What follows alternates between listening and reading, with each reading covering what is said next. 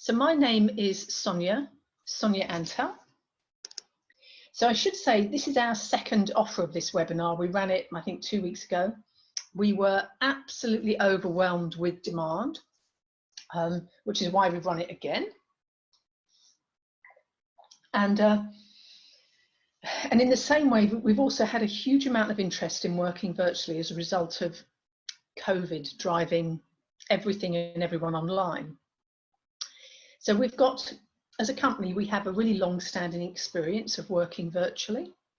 We've been running groups, small groups, action learning groups and others online for about 10 years, I'd have to look to tell you, quite a lot of us. And we've also been training others to do it. So we've got a really, really substantial experience in working virtually. And as a result, lots of people have kind of come to us and talked to us about how to do it. And we've put this really short webinar together. So getting started then, thank you for the poll. And welcome to the people who haven't facilitated, that's absolutely fine. Oh, now I think my screen seems to be slow. Oh, there we go. Sometimes my screen sticks when I'm on Zoom with PowerPoint. So this is what we're going to do this afternoon. We're going to look at some of the kinds of things that can go wrong in virtual facilitation. There's probably lots of stories that people have got, and we'll look at some of those challenges. And then I want to show you a concept that we've developed to do with organisational maturity in virtual working. And the point of this really simple concept, if you like, is to show us that there is a real clear path forward, a clear way forward, if we sort of step forward and really embrace the virtual space. You can get exceptionally good outcomes in working virtually. You can get really profoundly great connections, really deep learning, real engagement. So that's the kind of space that we operate in our work, and that's kind of, I want to show you something that just illustrates how that can happen, or what it might look like. And then we're going to have a look at some, things to help us succeed in virtual facilitation.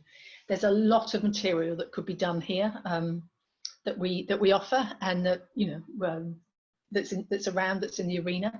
So this is just a really short webinar, and we'll look at facilitation skills. So those are the kind of 4 things we're doing. And at the end, I'll take the Q&A, which will have been moderated by my colleague, Ruth. So some of the things that can go wrong. You'll all be experiencing some of these now, or you'll have seen others and heard other stories. And there's that newsreader example, I can't remember which channel it was. A while ago, a newsreader was working from home, and his daughter and his toddler turned up live on TV, and I believe they've done the same again, and that's gone viral. So there's some, funny stories, but the truth is, if you're trying to work that way, it's stressful and it's not helpful when something goes wrong. Well, so the kind of just some classic things that can go wrong. Strangely enough, you can get late starts, and we find that's because quite often people, something's due to start on the hour at 10 o'clock. People sit down at 10 o'clock to start, and yet there might be a login, or you might need software to download, or I know your PC might be upgrading, or you might, there's some critical email that pops in front of you first. So punctuality can actually be harder, strangely enough. Technology, of course, can be a barrier. And you can get things where people are doing other things simultaneously. Ideally, you set the work up so that doesn't happen. I was in a meeting this morning, and I was hearing of somebody who was running a coaching session with somebody who was teaching his son to change a motor, his tire on his bike. So these are strange times, and you might get more of that than usual at the moment. So yeah, the distractions. It's harder to judge if people are actively listening. And I'm hearing a lot in this last month about people talking to us about their meetings, whether they're board meetings or whether they're, development situations. That you can get 2 kinds of dynamics. On the one hand, lots of people are talking over each other and nobody knows when they should speak or whose turn it is. So it can feel not very orderly and you're not heard. And the other side of the coin is some people are really reluctant to speak and don't get included. So those are the kinds of things that can get in the way, really. And one of the most significant things is a lack of clarity about the purpose of the event or the situation or the meeting, whether it's a team meeting, whether it's an action learning set, whether it's a board meeting, and a lack of clarity of what the actions are and who's got them. So those are the kinds of things that can go wrong. So what do we do to overcome this? You know, how do we get around this? And this is something, I mean, this is the purpose of the webinar. So let me see. Yep, my slide is working now, my slideshow. This is a concept we've developed as a result of our experience in working virtually for some time now. We're calling it virtual maturity in organisational learning, but I suppose you could just call it, you know, virtual maturity in organisations. And I want to take you, well, on the left-hand side, I should say, we've just got a grid or a sliding scale of the less mature organisations, the experienced and the more mature. And across the top, we've got another axis which looks at technology, your communications, your productivity, and the extent to which the organisation is learning. So I'm going to take us straight down to the bottom right-hand corner. This is where we aim to operate with our clients, our customers, our work, and this is where we know organisations can get to. It's the most mature organisational in terms of virtual maturity, if you like. And what you'll get are teams and organisations who are highly productive across all the technology spaces that they use.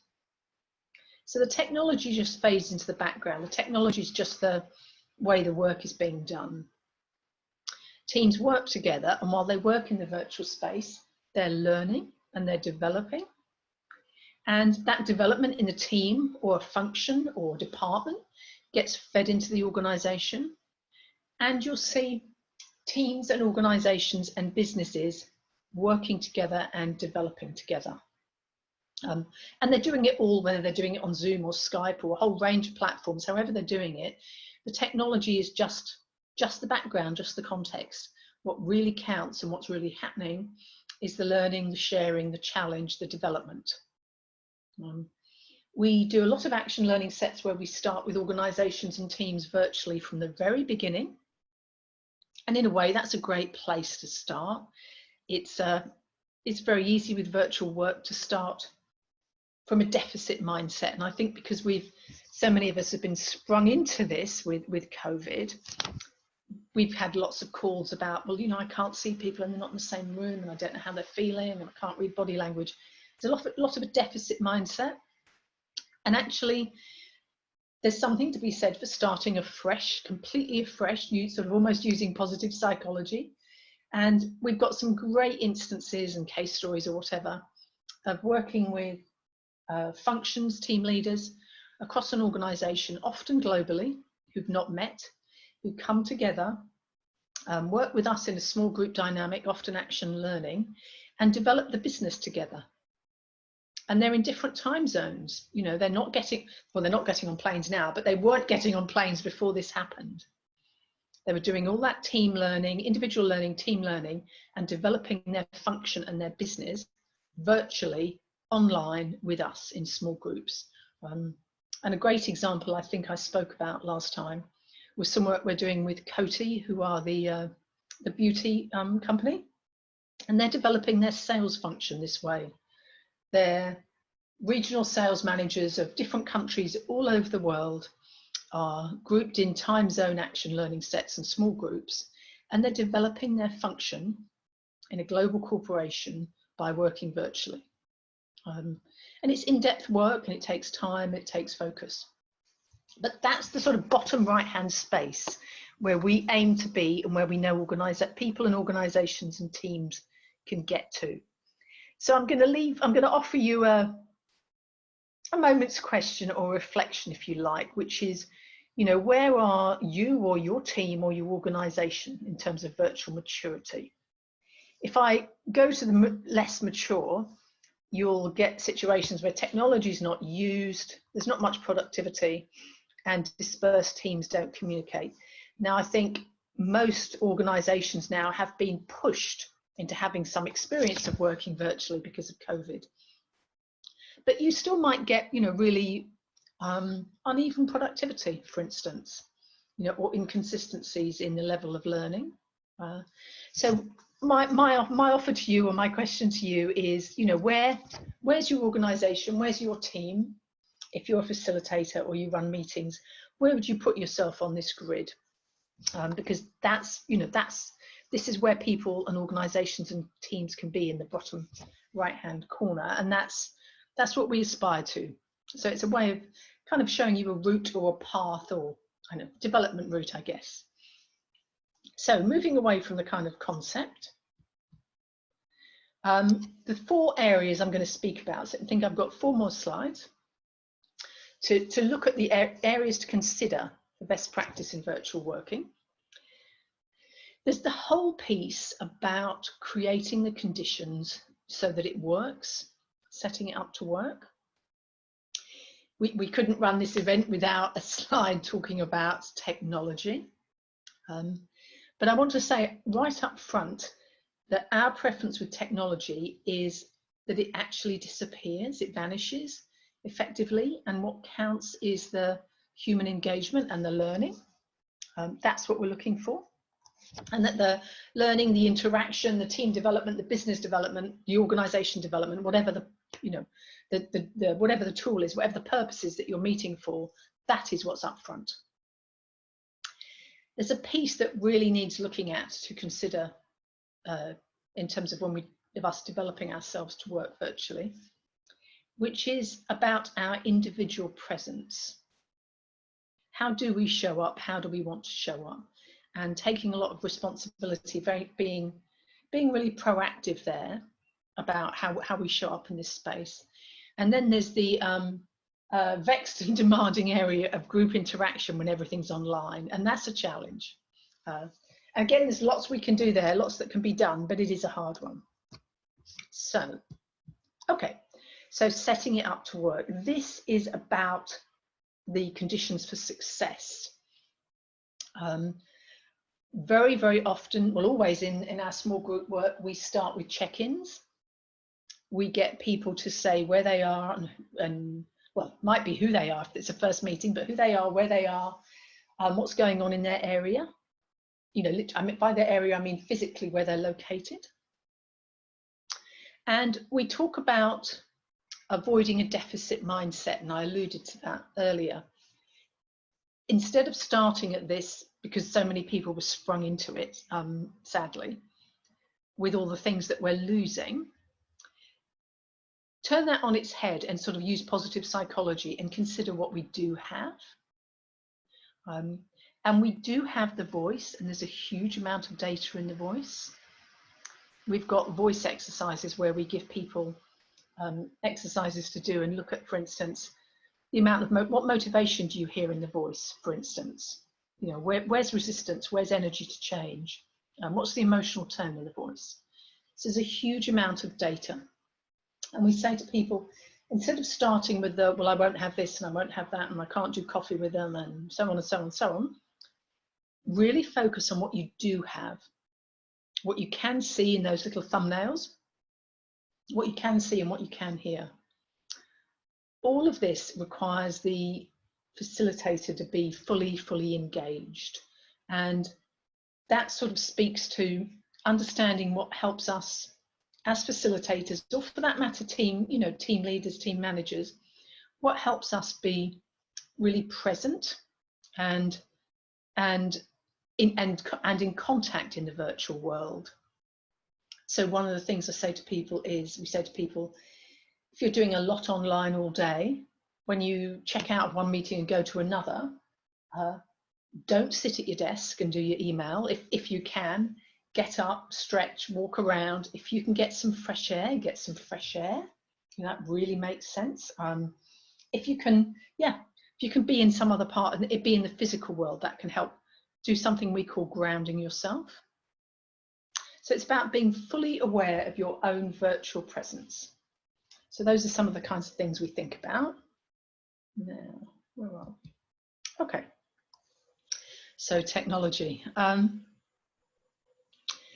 technology is a tool, and we aim to get ourselves and others to engage with it proactively, get familiar with it, and just use it. And that may well mean people doing things differently. So there's a lot about setting it up.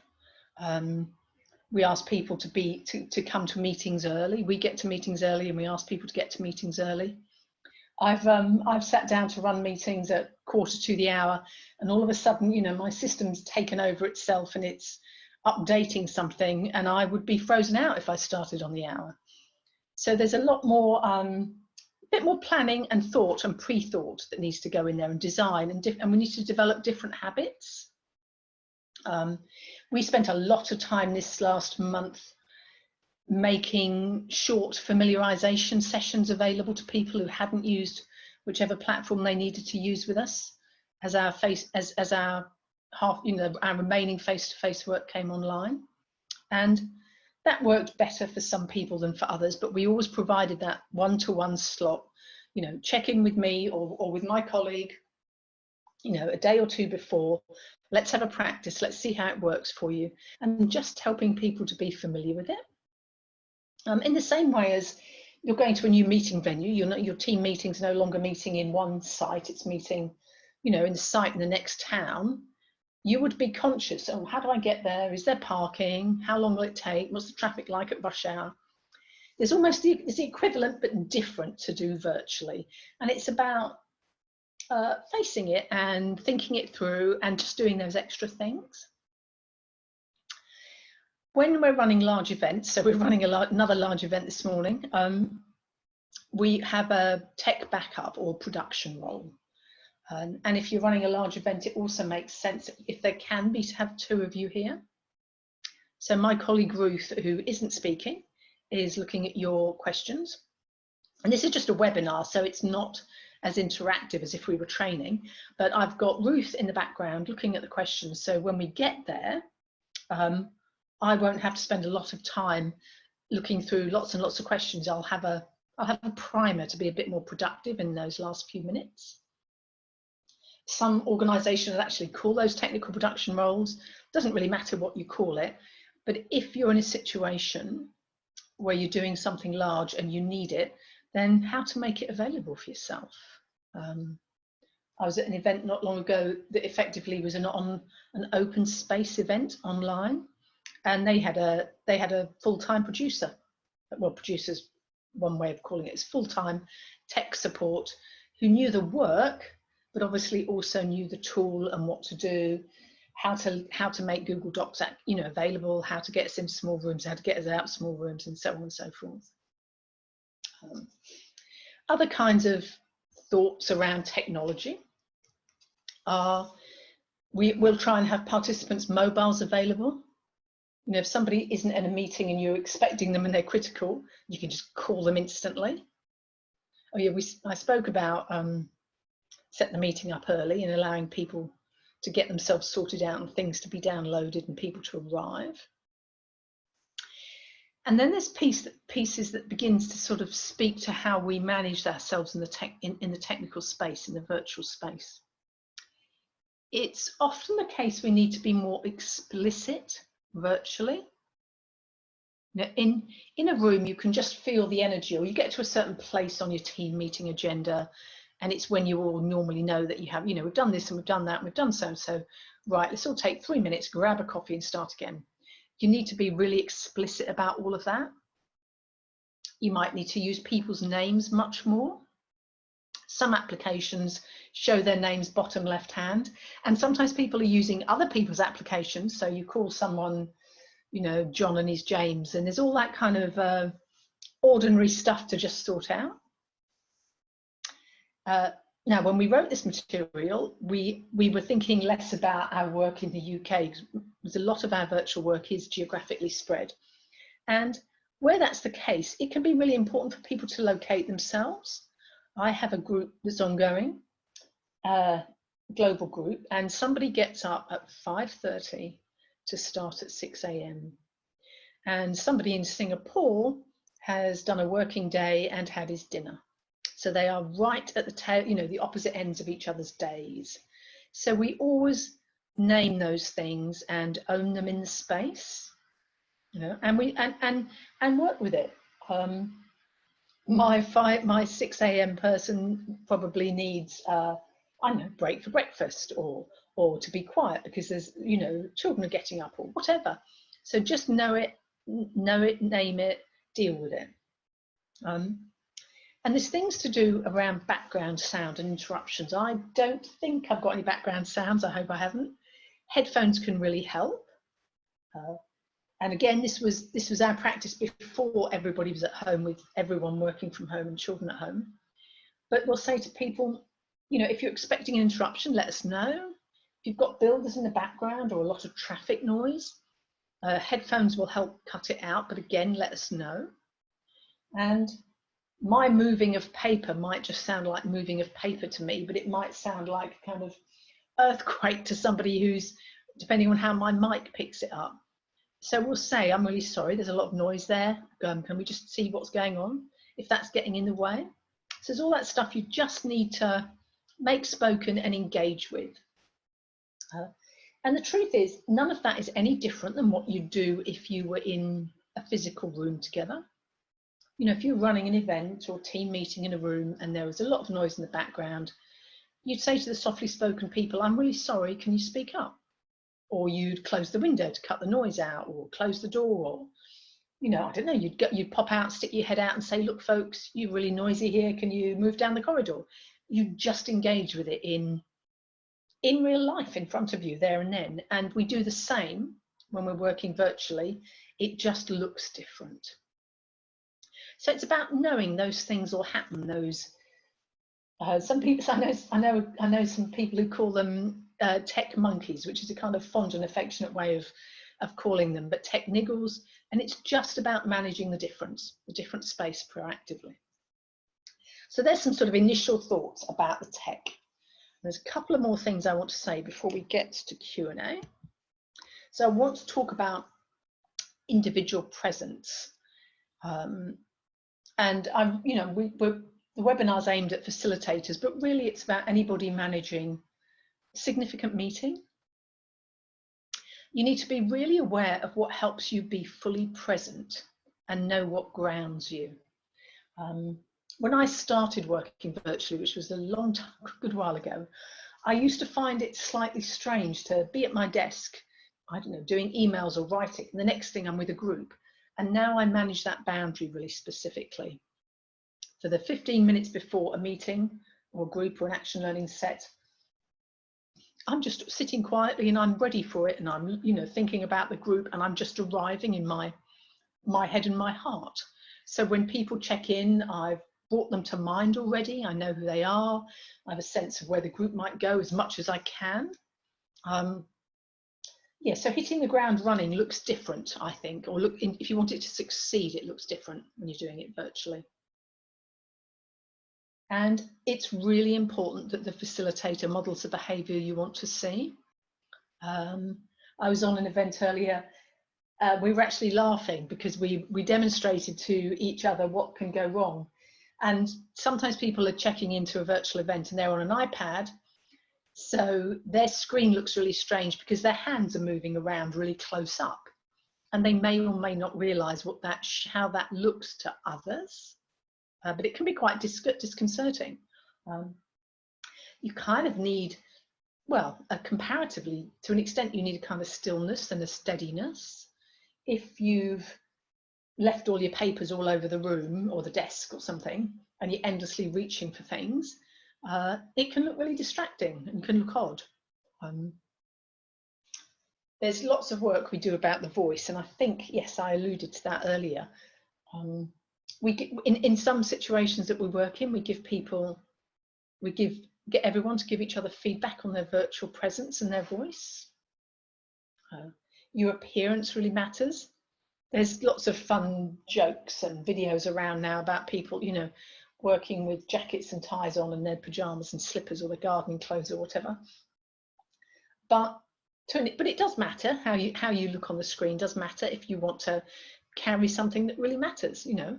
Whereas if you're checking in with people and you're just having lunch together at work, if that's the purpose of your slot today, then actually maybe it's okay if you're all in casual clothes. But if you're carrying an agenda and developing something, you might want to look different. Your background matters, what people can see in your room, how distracting it is. And there's a piece here about really noticing and owning it. You know, I might have an untidy office which might work for me, but if others are looking into that, they might find it distracting, you know. And the most significant thing here is about slowing down and pausing and really developing your listening skills, taking extra time to listen. And that chimes with the whole piece about the amount of information in the voice. You will hear a lot in someone's voice. You know, you'll hear energy, you'll hear motivation, you might hear resistance or concern, but you'll only hear it if you're really listening. If you're going, you know, 19 to the dozen really fast, kind of clattering through an agenda, you won't. So it's also about the kind of space you want to create, how you want to show up, and the purpose of the meeting and what's required. So we've still got some time for questions. I think there's one more area I want to speak about. Okay, so this is about group interaction. Group interaction virtually can be quite different. I spoke earlier about you can get a situation where everyone talks over each other, and that's a bit frustrating. And things can come through the facilitator or meeting owner a bit more. So the ways we deal with this, or the ways we plan to deal with this, are, first of all, real clarity about what your agenda is and what your purpose is and what you're trying to achieve, and letting people know that. So if people are coming to a meeting, but it's just a meeting, they might have any number of scattered thoughts in their mind, or worries or concerns or thoughts about their own work. But if they're coming to a meeting to talk about A, decide B, you know, look at going back to working in the office, or whatever the agenda is, the more clarity people have got, the better. And that will help people warm up if they've got clear email communications beforehand. Spontaneity online can be slower, and particularly when groups don't know each other. And I guess with COVID, lots of groups who do know each other are connecting now. But, you know, people are talking now about what the future may hold. And the future may hold a lot more virtual working than it did. You know, people may welcome, you know, a couple of days a week from home. Companies might want to reduce their travel budgets. It would be really good for the environment and for the planet.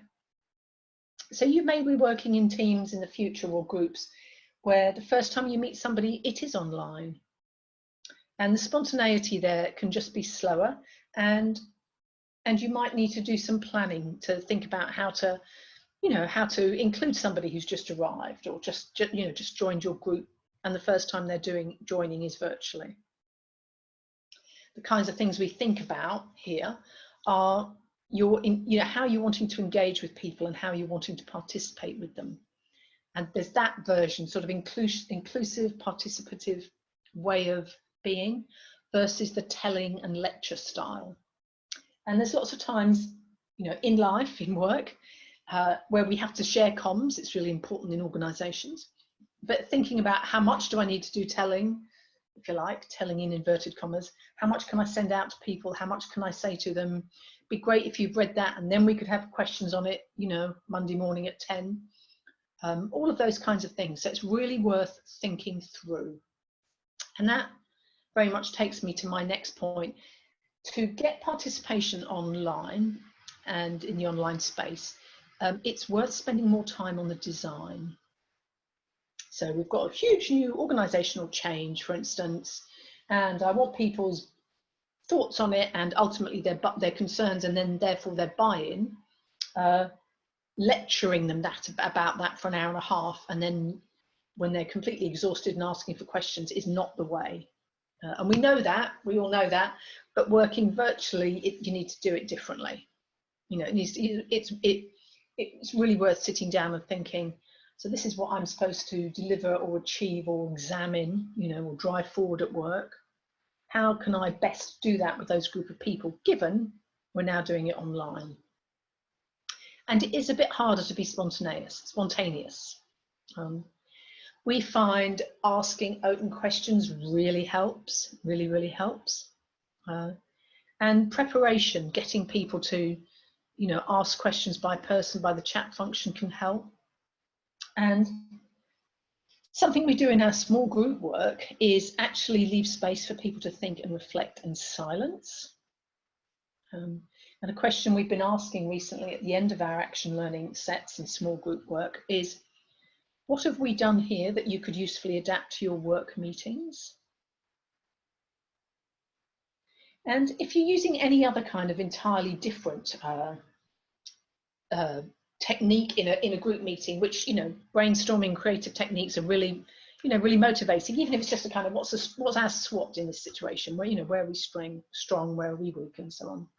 Just real clarity about the mechanism, how you're doing it, the tool, who speaks if it's speaking, who writes, and all of that stuff is needed. So we've still got time for Q&A. I'm not quite finished yet in terms of, I'm finished yet largely in terms of my substantial content. I wanted to show you that, yeah, this is a webinar on facilitation skills. It's one of a series. And we've got some courses coming up, including a half-day course on virtual facilitating on Friday. And when I came online just now, there were two places, and there's future dates. So there's a whole bunch of stuff there if people want to follow it up. And what I'm going to do now is open it up and see if I can get questions from my colleague, Ruth, who I think is going to be able to help with questions. I don't know if there's particular questions that you noticed are worth me looking at, Ruth. Yes. There are, yeah? Yeah, there's a lot of people asking about the slides. So can we just say we'll send a selection of slides to people who email us afterwards, and the recording will be available. But can I answer one of the questions, Sonia? I know I'm passing questions to you. Tom asked for a way of ordering feedback rather than having to always say, and now Tom speaks, now Fred speaks, etc. And one of the things actually I've got from Extinction Rebellion virtual meetings is that people pass the baton from one person to another. Ah, yes. So when one person has finished speaking, they say, and now my colleague Sonia is going to speak. And in that, what's good about it is it forces people to concentrate on who's spoken in the group and who hasn't, as well as it not having to come back to the chair each time. Thekla asks Sonia, how do you gauge engagement when you're working virtually? How do you gauge how engaged people are with you? And probably that relates to Daniel's question about what do you do about people talking over each other, and Ramona's if they talk too long. And it relates to Paul's question about group participation. Okay, so it's 4 in 1, really, sorry. Yeah, 4 in 1, oh dear. So some of this is about ground rules and how you set a group up. Accidentally talking over each other is going to happen in the virtual space, and I wouldn't consider it impolite in the same way as you might face to face. If it happens face to face in a well-considered group or training or learning event, somebody naturally steps back and says, oh, sorry. And we do the same virtually. It's just a bit slower in the virtual space. Or it can feel a bit more awkward, but we normalize that. You know, we do some setup around working virtually. Where we can, we'll often have briefing conversations with groups or even one-to-one. You know, who are you? This is who I am. This is how we're going to work together. What's it like for you to work virtually? And we do a whole lot of warm-up stuff. Now, I've forgotten what the first question was, Ruth. How do you gauge engagement when you're working? How do you gauge engagement? So some of that's about design. A particular process we use a lot are action learning sets, and you gauge it by people's attentiveness. Some of it's by their physical presence. If somebody wanders off during a meeting, it's a big flag that they're not very engaged. And those are the kinds of things, again, we deal with ground rules and setup. But you gauge it by looking at people's expressions and by noticing what they say when, and by structuring things, whether it's, as you said, the XR, you know, I've spoken, I'm going to pass it on to Julie, and Julie's going to pass it on to so-and-so. Or you might do some things as rounds, you know, where you ask people to speak in turn, and you might have to direct the round or get them to pass it on. And you probably also need to create questions or opportunities to hear from people. I mean, that's the purpose. This is only a webinar. It's not a whole virtual working piece, but that's the purpose of having polls. And we're going to have one before we close, so that we hear from people, we get a sense of who you are, and you do something, and you aren't just listening to me. So that's why we have the Q&A. It's why we have the polls. So in a work situation, you might structure something differently. You're looking at a proposal for an organisational change. Which of the bits people really can have a view about, and let's hear from them and create a structured round or exercise. And you could do a round. We do a lot of reflective work in action learning where people actually answer the question, what was going on for me? What did I learn? Or what did I notice during that part of the group? And that's quite a powerful question. It can be quite challenging. You know, what did I learn about myself, or what did I notice about myself, and get people to own up. And sometimes, I don't mean own up that they've done something wrong. I mean own up in that they just claim what that was like for them. I found that a really interesting presentation. It made me think of X and Y. I found it hard to concentrate. It's after lunch. You know, this is my 7th hour online in a day. I found it really hard to keep up. It doesn't matter, but and normalizing that is all okay. In the same way as you might take people take energy meters in group situations. What's people's energy like now? You can simply do an online version of that. There's lots of tools and techniques as well where you can get different tools. You can signal where people put their thumbs up if they want more, or want you to go faster, or say more, or put thumbs down, or ask you to slow down. So those are other tools as well.